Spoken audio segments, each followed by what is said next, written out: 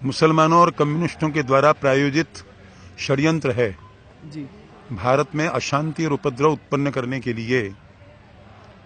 कहीं भारत शांत न रहे, अशांत बना रहे। अरबों खरबों रुपयों की राष्ट्रीय संपत्ति को जला करके जिन पापियों ने राख कर दिया, भारत के किसी मुसलमान को यहां कभी भी कोई असुविधा नहीं हुई जी। ऊंचे से ऊंचे पदों पर भारत में मुसलमान पहुंचते रहे हैं, चाहे वो राष्ट्रपति का पद हो, उपराष्ट्रपति का पद हो, राज्यपाल का पद हो, मुख्यमंत्री का पद हो।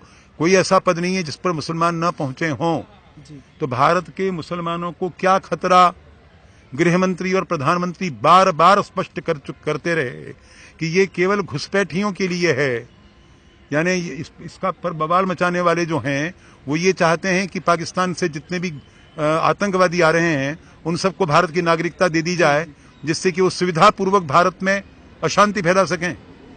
तो ये अज्ञान की नहीं, ये षड्यंत्र की पराकाष्ठा है।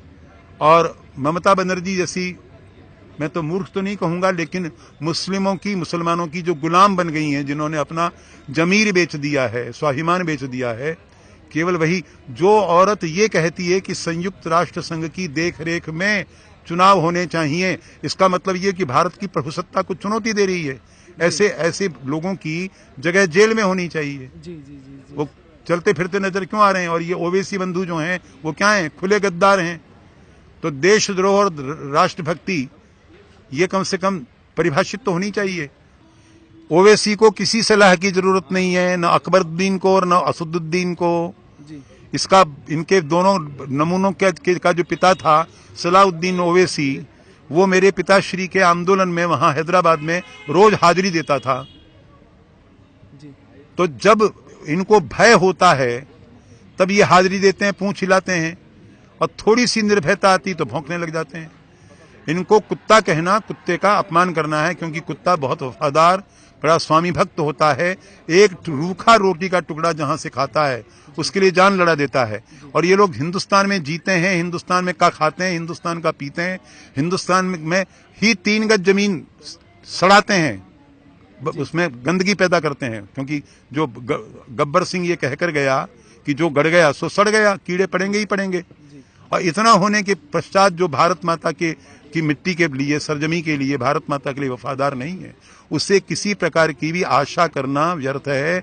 उनको सलाह की जरूरत नहीं है। नक्सल क्या है? काशी है, अयोध्या है, मथुरा है, क्या है? तीर्थ है कोई? नक्सलबाड़ी लाल सलाम, एक नया नारा दे दिया आपने, नक्सलबाड़ी लाल सलाम।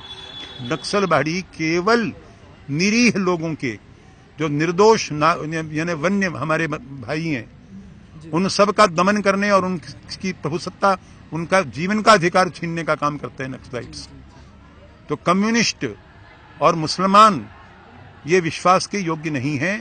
थोड़े से मुसलमान देशभक्त हैं तो पूरी कम्युनिटी को सर्टिफिकेट हम नहीं देंगे।